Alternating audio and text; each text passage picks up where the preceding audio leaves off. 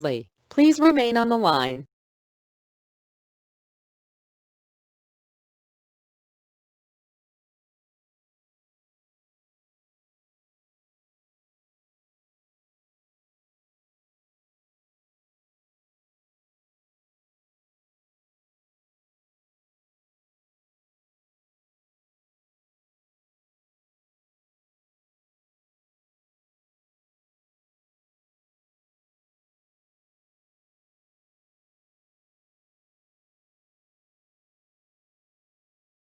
The webinar will begin shortly. Please remain on the line. The broadcast is now starting. All attendees are in listen-only mode. Hello everyone and welcome to this webinar. Apology for the delay. We have some technical issues. By the way, my name is Michael Evangelista and I will be your moderator for today. Just a few reminder that you are in listen-only mode to avoid unnecessary background noise. However, you can type in your questions anytime you want, and those questions will be answered by our panelists in the Q&A segment. And the recording and certificate of this webinar will be sent out in 2 days' time. By the way, our topic for today is about the introduction to ground testing. And it is a recorded webinar from the US. It will be presented by Jeff Johet, our senior application engineer. So without any further delay, let's start this webinar. Zoom. Okay. Hi everyone, welcome to today's webinar. I'm Meredith Keston, Megger Digital Marketing Specialist, and I will be moderating today's presentation. I will be asking or reading the questions to Jeff at the end and helping along with any technical issues. So on your screen, you should see a panel on the right that looks similar to this one. We ask that you send in your questions and comments during the presentation, and then at the end, we will answer them for you. If your question isn't answered at the end, you will receive an answer via email after the webinar ends. And then today's presenter is Jeff Johet.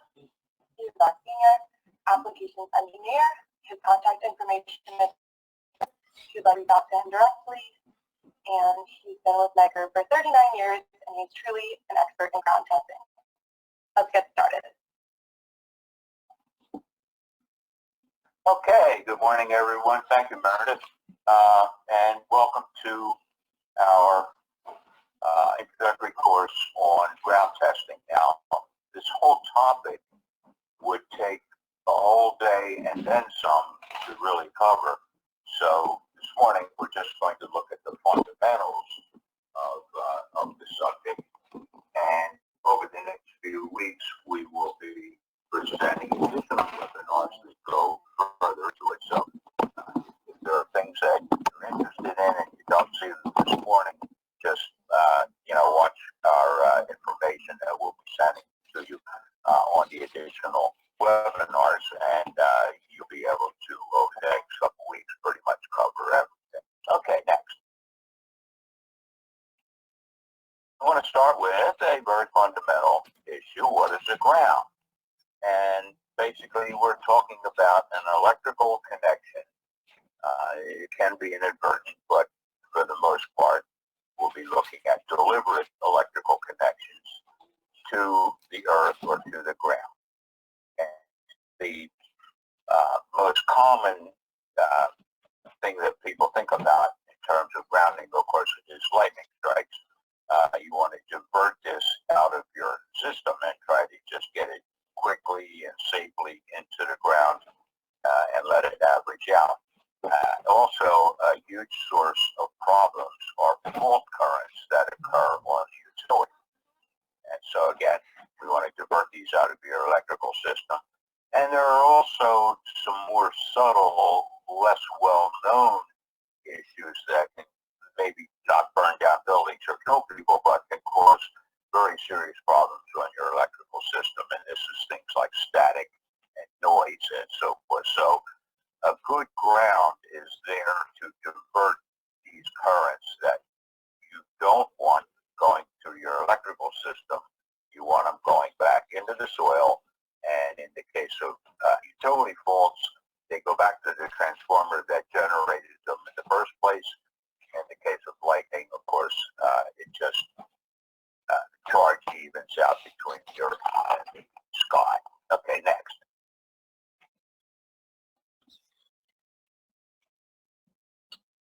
So what are some of the benefits? Why do we want to make sure that we have a good and proper grounding system? Well, paramount, of course, would be to lessen the chance or eliminate the chance of injury to humans through electrocution or shock. Also, of course, you're minimizing the likelihood of damage to from lightning strikes to and also utility faults. You can figure into that as well, to your equipment. And then the one that is overlooked to some extent, but is becoming more and more important, is the performance of sensitive equipment, computer and communication circuits and so forth that are operating on a couple of volts. And if you don't have good grounding, you can develop serious noise problems. Next.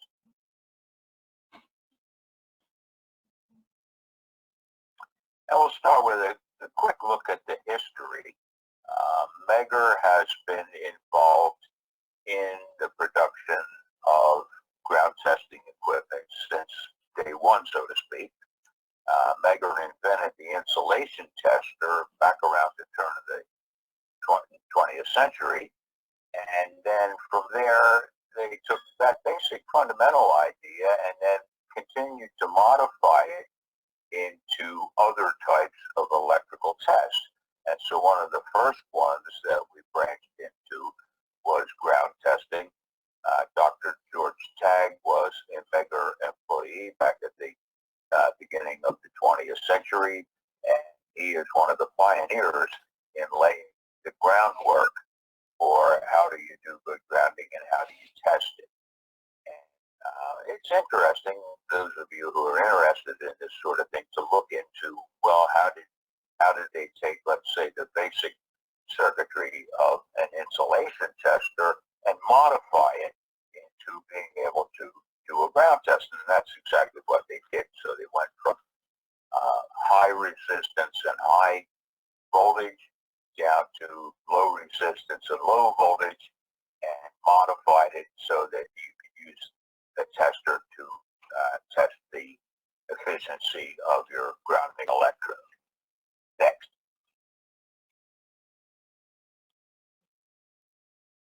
And it's just a quick look at the old-time applications from many years ago. And some of you might be familiar with the tester that's shown on the left is an old null balance technology that was made by us. And I think probably a few of these are probably still being used. If you have one, and as long as it's in calibration, there's nothing wrong with using it. The main thing to think about here, or to focus on here, is these old testers gave you perfectly good information as far as making the measurement that you're looking for. But over the years, the improvement has come in all sorts of additional functions, like the safety, the speed, the accuracy, the reliability. All sorts of convenience features have been added steadily into these testers, up to what we can now offer you today in a full feature found tester. Next. So we'll look at some of the earth testing theory and what's behind the fundamentals of the tester and performing the test. Next. So there are two basic types of measurement that we're going to be looking at this morning. And so we want you to come away with an awareness of the differences and the similarities, and where the two different types of measurements apply. There is resistivity and there is resistance. And the terms are very similar, and they do sometimes get confused in dialogue, but they're quite distinct and quite separate. And so we want you to be aware of the difference between the two types of measurement. Resistivity pertains pertains to the electrical properties of the soil itself, independent of any human intervention in terms of an electrical system. It's just how well does the soil conduct electricity and how good is it for grounding. And resistance has to do with now you've installed the electrode, and now you want to be able to measure how good is the electrode, how well can it do its job, and so that would be your resistance measurement. Next.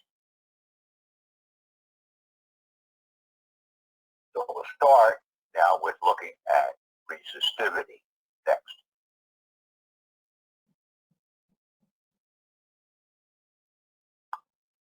Okay, why do we want to measure resistivity? Ground tester would typically do this. What is the purpose of it? Well, for one thing, if you do have the luxury of additional space to work in, if you're making an installation and you want to have the best possible ground, you can actually prospect a piece of ground and find the lowest resistivity, which would be the best place to install your ground. And more in a more practical sense, or used far more often because most people don't have a lot of room to work in. You can also get values of the soil resistivity, which are critical in designing a ground system, and we'll talk about that a little bit. And be aware that resistivity is referred to in the literature as a constant, because that's general terminology, that's all that is. But it really isn't very constant in the practical sense. It depends enormously, first of all, on earth composition, and then also on things like moisture and temperature.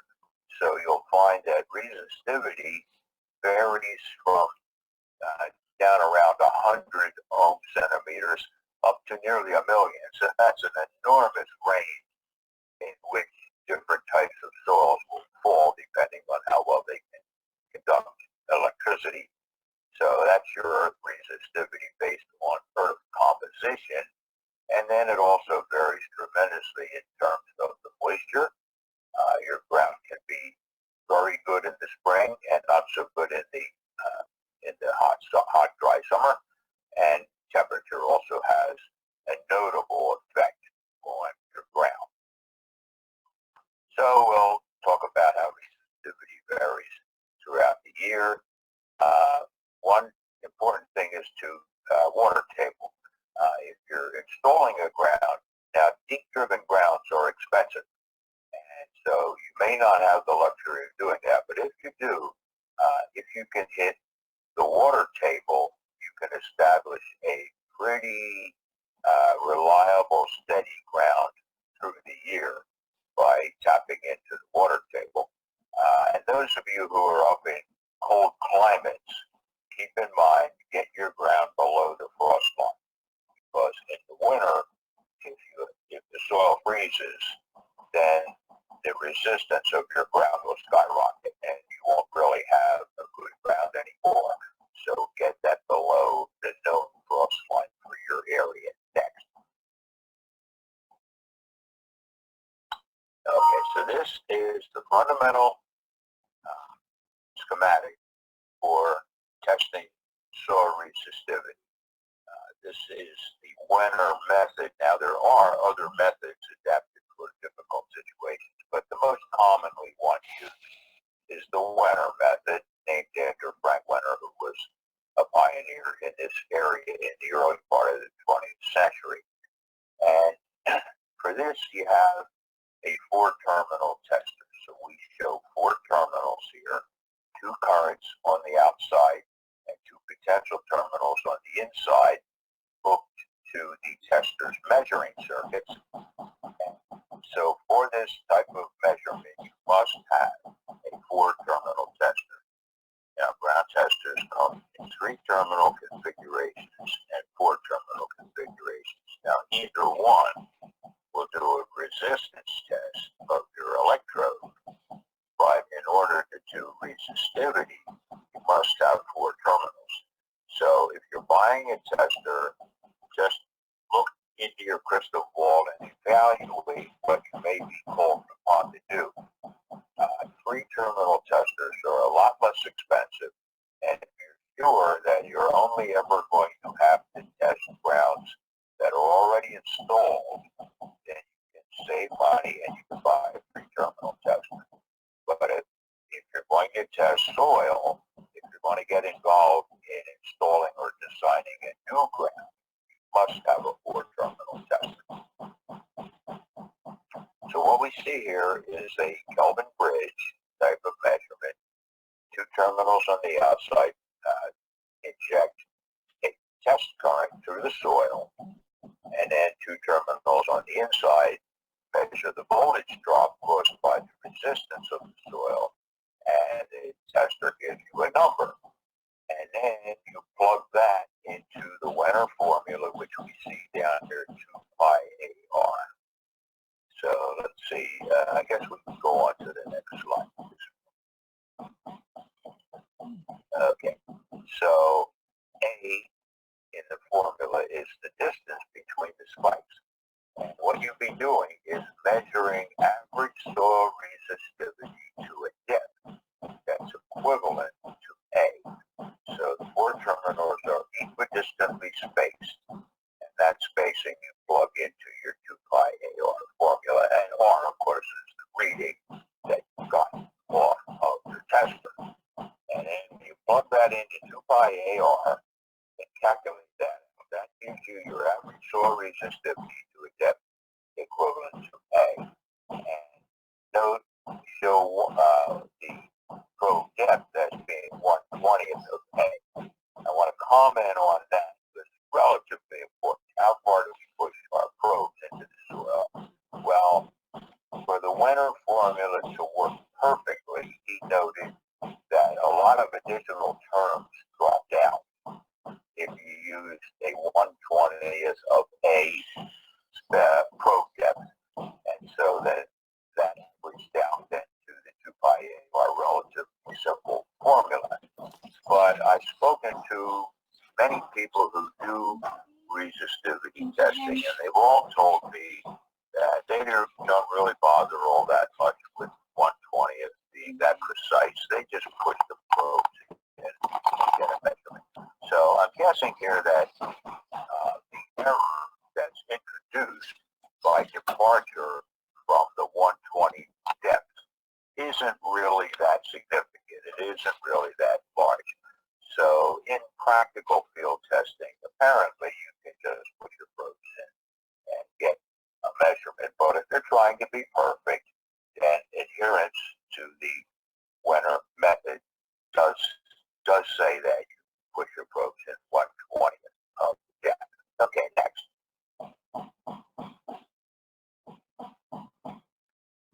And you can also work backwards then from the Wenner method and get a number for R, meaning the resistance that you want to have to your grounding electrode that you're installing. You can work backwards and you can get a number. And the important thing here is that you can get software from the companies that sell grounding materials. So this would be like Coal or Harbor Lightning Protection. Companies like that typically will provide you with software, and you can plug in this relevant data like the R number that you're trying to achieve, and also your soil resistivity for your local site. And the software will then design the system for you, and it will tell you, okay, you want to have 20 10-foot rods in order to reach a resistance of such and such a number. So this is where you can use this type of data to design your grounding system. Next.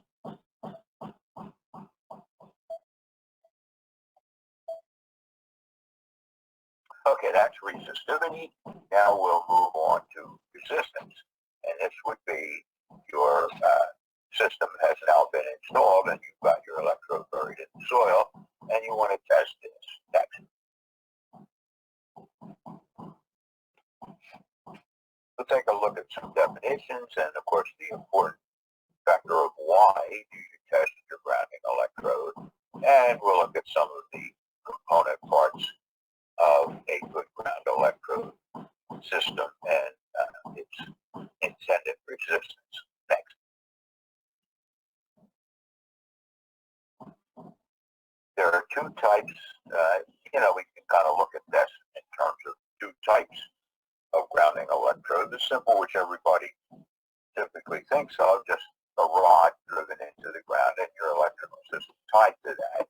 But there are also very complex systems that consist of arrays of many driven rods parallel together, or a grid, or a mesh.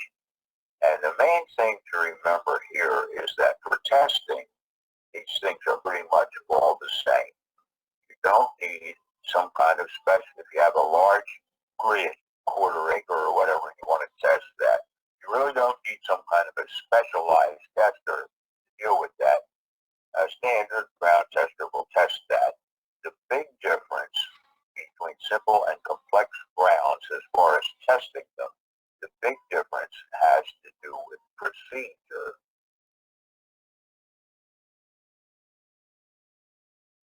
not with the tester. Next.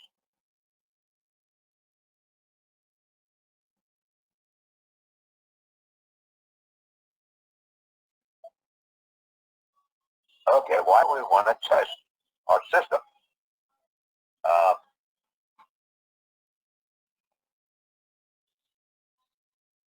Okay, why do we want to test, excuse me, I'm getting interference here, but okay. Why do we want to test? We want to enable the protective devices to operate. So your grounding system is parallel in your neutral, and so it gives you an added redundant protection for the operation of your protective devices. And we want to limit ground potential rise.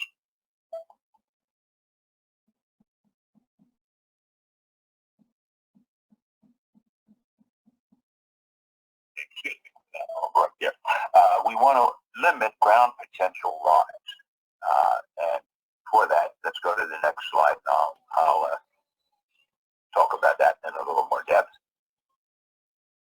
We see the terms in the literature: step potential and touch potential. And so these are primarily relevant to substations, but also can be applied to industrial facilities and so forth.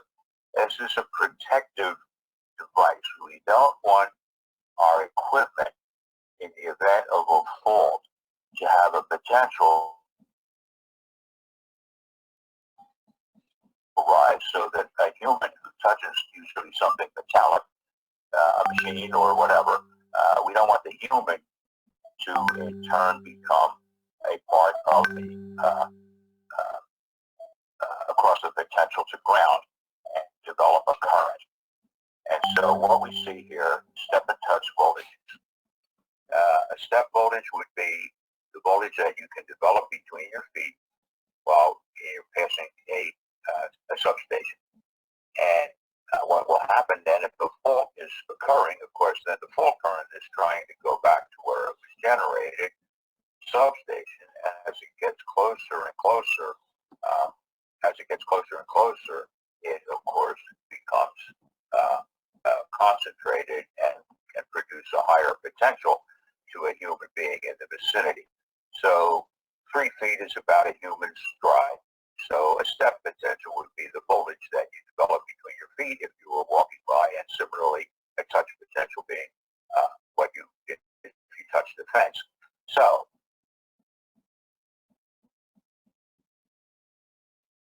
in order to limit that to a safe voltage, you can perform a step potential test or a touch potential test. Excuse me.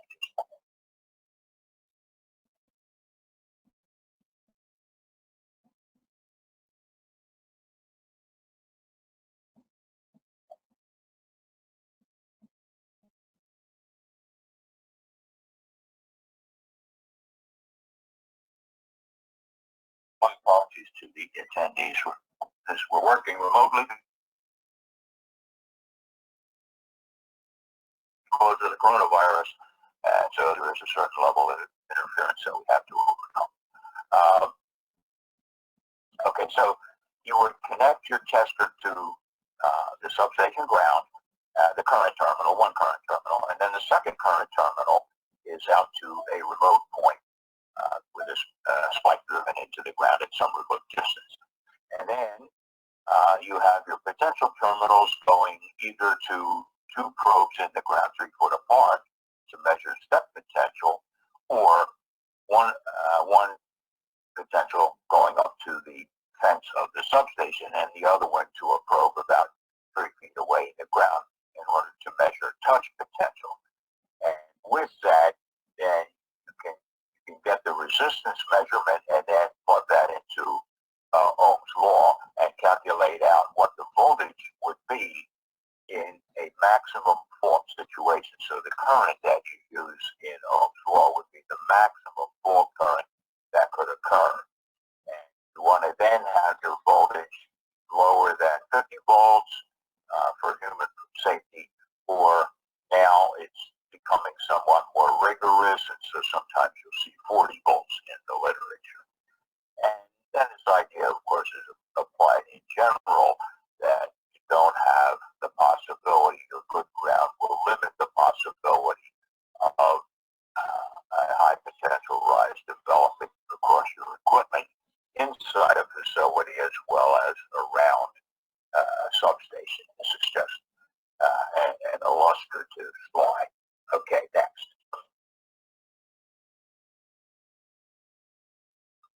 And this, for those of you who like graphic representations, this just portrays the same idea in graphic form, the idea that as your current goes to zero, your voltage rise, levels off, and becomes steady.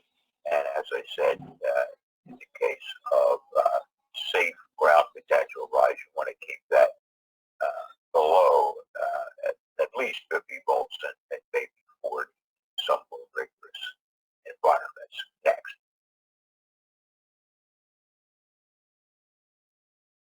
Okay, let's take a look at component parts of a ground electrode resistance. Now this shows a simple ground rod, but everything I want to say pertains to, if this was a quarter-acre grid, everything I'm telling you is going to pertain just the same. A ground is a ground is a ground. It doesn't make much difference if it's a rod or a large system. Okay, so there's the resistance of the electrode itself. This can be discounted because that's a large metallic object. Now, the contact resistance between the electrode and the surrounding earth, you might think this would be a problem, but as a rule, it isn't. The fault current is able to transfer pretty well from the rod over to the surrounding soil. So the component that really we're concerned with then is the resistance exerted by the surrounding soil to the flow of the fault current. And we can think of this, just for illustrative purposes, we can think of this as if the electrode is surrounded by shells of earth. So immediately the first shell would be relatively small and would exert a resistance. And then as you go further out, there's more resistance exerted against the flow of current. But the critical point to remember here is that the current is not flowing in a straight line as it does in an electrical system through wires or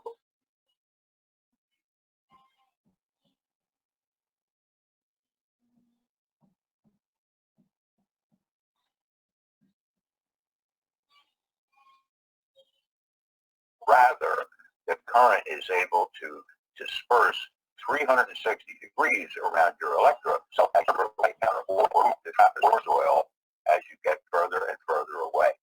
So the resistance, the additional resistance is becoming less and less. And at some point, there there is so much volume of soil that there's no additional resistance exerted. And so that's the point that you're looking for. You want that to be a relatively low number. And so as we test for the grounding resistance of your electrode system, we'll see how we determine that and how it's applied. Next.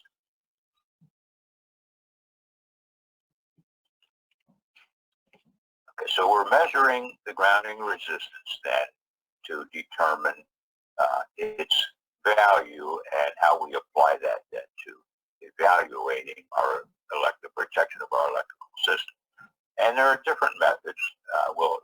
There's a futures webinar a little bit in a week or so away where we go into all the individual methods. So we won't cover the methods too much today, just in an introductory form. We're going to take a look at two-pole measurement and then three-pole measurement. The slope method, we won't go into that today. That'll be treated in the future. But the slope method is a means of working in very tight environments. And then there are also some additional technologies that could be applied, the arc method and the clamp method. That's for a future webinar. We will describe those technologies in the future. Next. So we'll start it first by looking at what are the values that you look for. What constitutes a good ground? The most prevailing value is 5 ohms. So for typical industrial and commercial grounds, you want to see at least 5 ohms. That's a pretty prevailing industry standard. And then when you get into more demanding environments, you'll typically want to have lower values. So a chemical plant, for instance, they want to make sure they have to worry about sparks developing or arcs, which could cause explosions. So they want to have typically a lower resistance, 3 ohms, the typical value. The same thing for things like computer systems where they want to eliminate noise, because that's a huge problem in sensitive equipment. So again, they would have a lower ground resistance.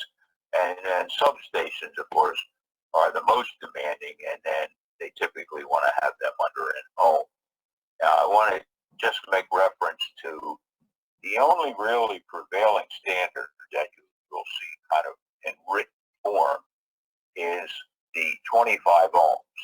You'll see that all the time in the literature, very frequently in the literature. That comes from the National Electric Code, 25 ohms or less. Bear in mind, that is a very forgiving standard. The electric code, the National Electric Code, is concerned with safety, with shock and fire. It does not concern itself with good performance. And it says that in the preface or somewhere. So the 25 ohms is a forgiving standard. It is not really a good standard for commercial and industrial. You want to have a much lower ground resistance for those types of applications. Okay, next. Then we'll take a look then at the two-pole measurement. This is basically where you have shunted the terminals, either 3 or 4, on your ground tester, and you've shunted those into a 2-terminal configuration, and you're just running a wire out to a convenient low resistance return, which typically is the water pipe system. And in this configuration now, the water pipe system, or something like a metal fence system, can also be used. The idea is that's an electrical connection, and this procedure is typically referred to as dead earth. And what they mean by that is the return is not part of any electrical system. The water pipe or fence is not part of an electrical system. So in that respect, it's dead. And so you see the term dead earth in the literature. And so this is a 2-point measurement where your test current is now going from your electrode that you're measuring through the earth out to some arbitrarily selected point of return, such as the water pipe system. And what you see on your display then is a loop resistance of this whole electrical loop. And you're counting on that being mostly the resistance of the earth. And you're counting on your return, such as the water pipe system, as contributing relatively little to the measurement. Okay, you can do this.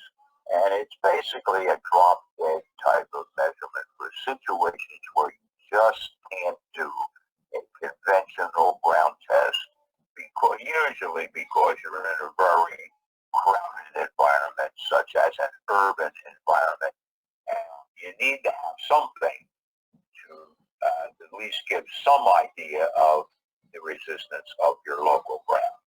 And so the dead earth or the 2-pole measurement, it is described in the IEEE 81 ground testing standard.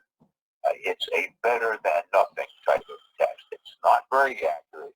It's not terribly reliable, but yes, you can use it in an extreme environment where you don't have any other option. Okay, next.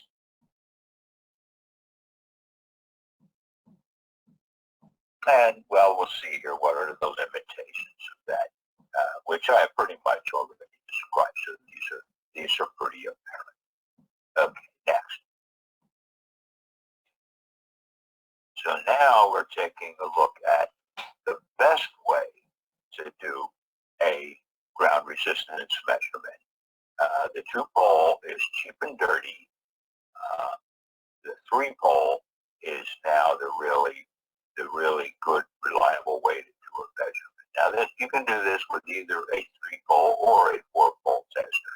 But what we're showing you here is if you had a 3-pole tester, you would hook your common to your ground that you're testing.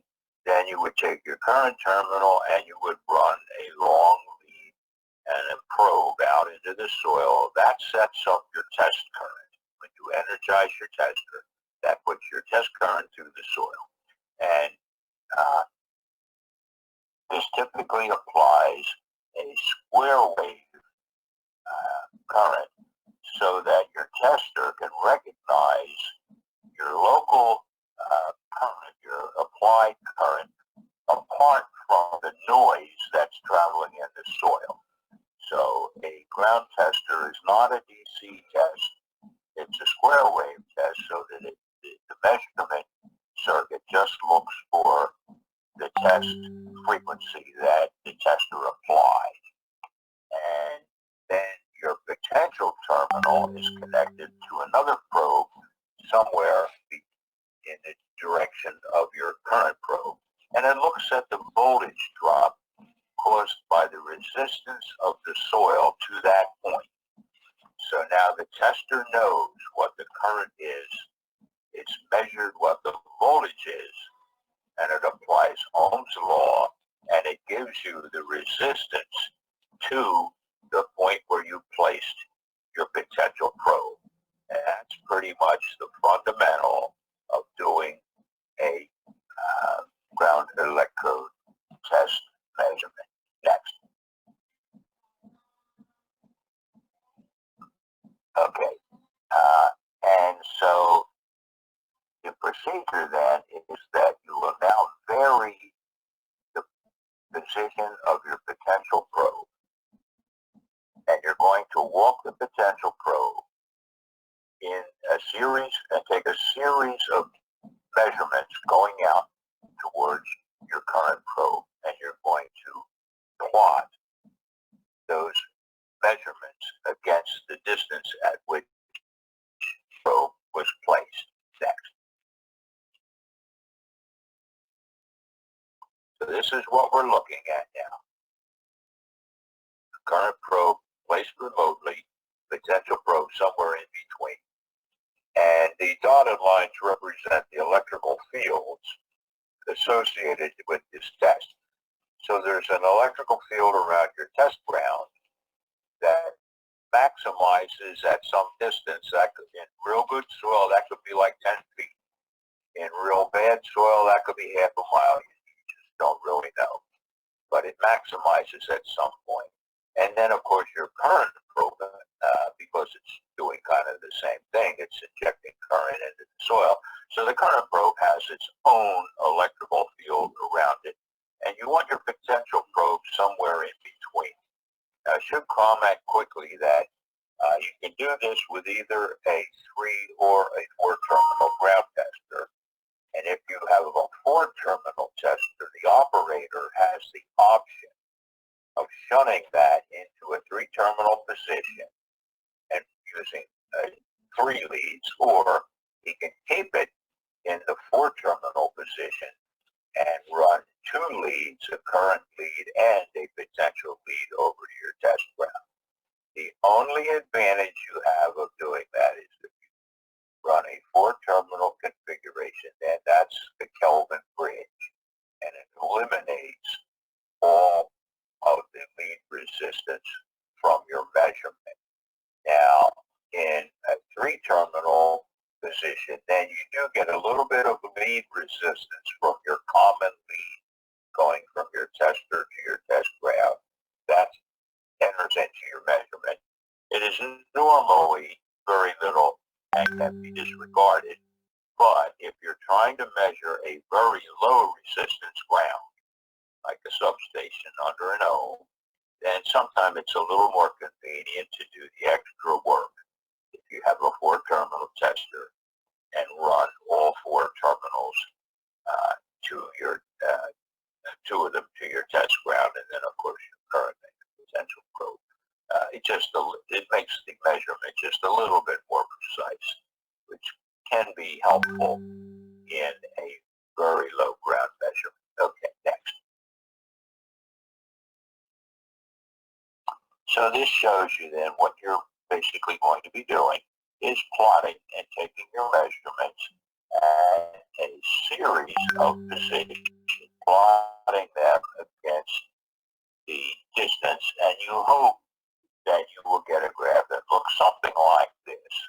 You have the resistance rise in the electrical field at your test ground, then an area where that because you're distant from your test ground, and then starts to rise again as you get into the electrical field of your current probe.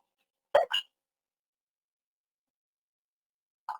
So now we're going to just take a look at how you would be actually performing this test. Your operator is walking the probe and taking a series of measurements. Okay. Next. And at the end, you're looking for this area where it remains relatively constant.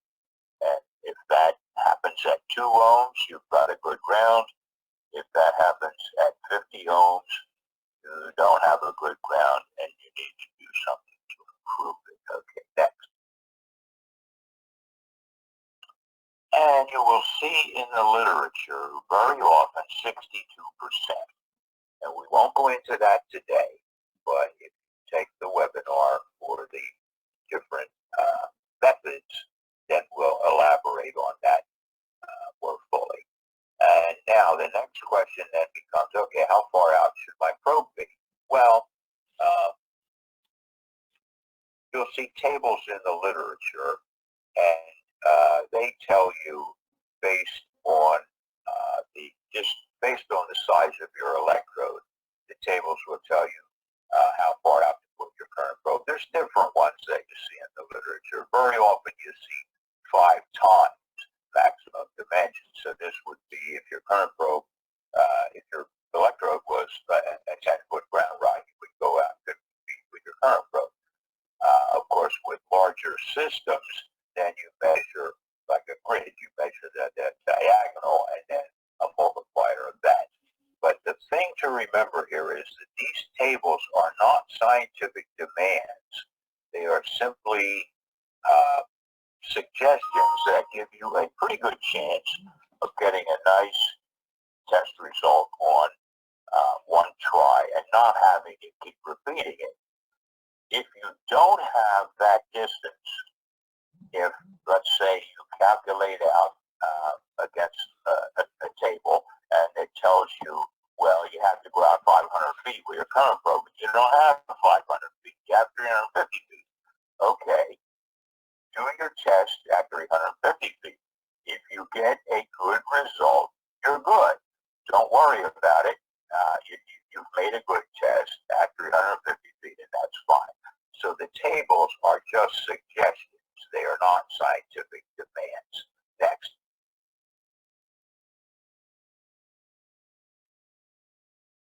This is the one real problem that you do not want.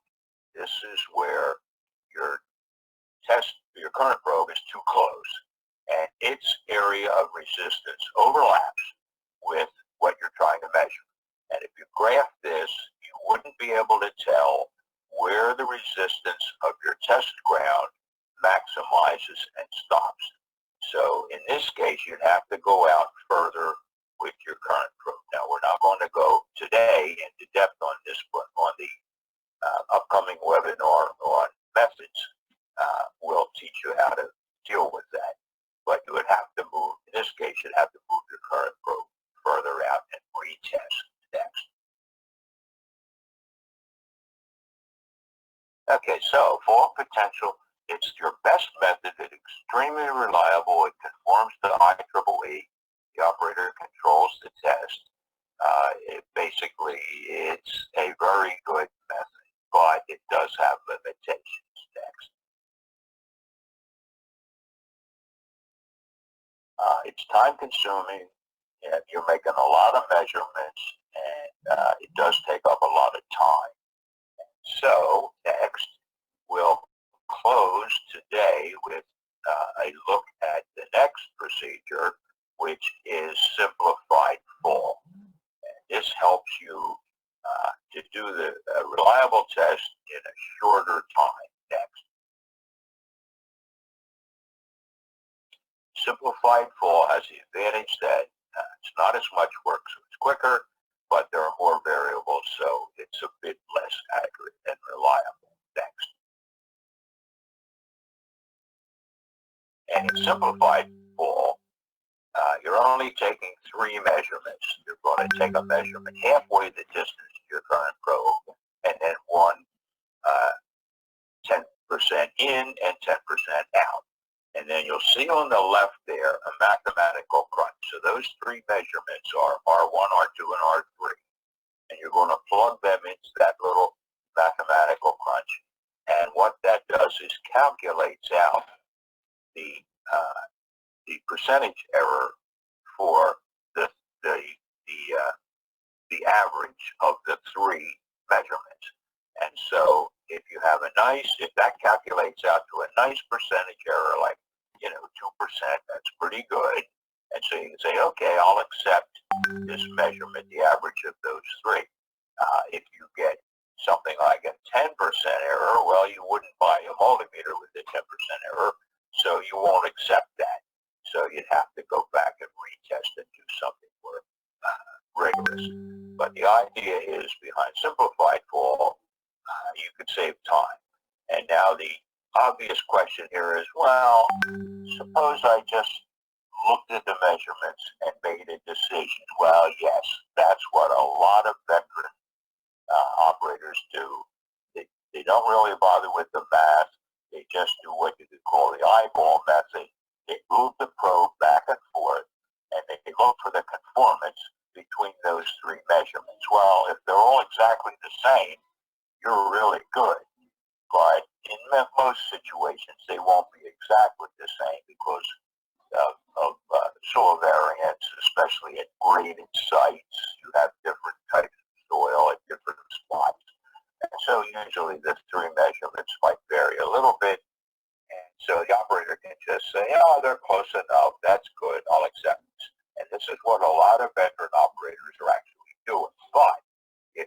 to submit your test result to a third party, it's a good idea to have something objective to submit. So then do the math and submit your result, and you're good to go. Next. Okay. With that, we've reached the end of the presentation. Like I said, you have other webinars coming up that will go in more depth. I apologize there was some interruptions going on here for technological reasons. I apologize for that. Okay, Michael. Okay, guys, so that's the end of the presentation. And now we can go to the question and answer portion. But before doing that, please be reminded for those who are leaving, please don't forget to answer the survey. Okay. And now let's move on to the Q&A. Actually, bro, we have only one question here. What is the frequency of measuring step and touch potential? Do standards specify the same? What do you mean by frequency of how often do we need to do the testing?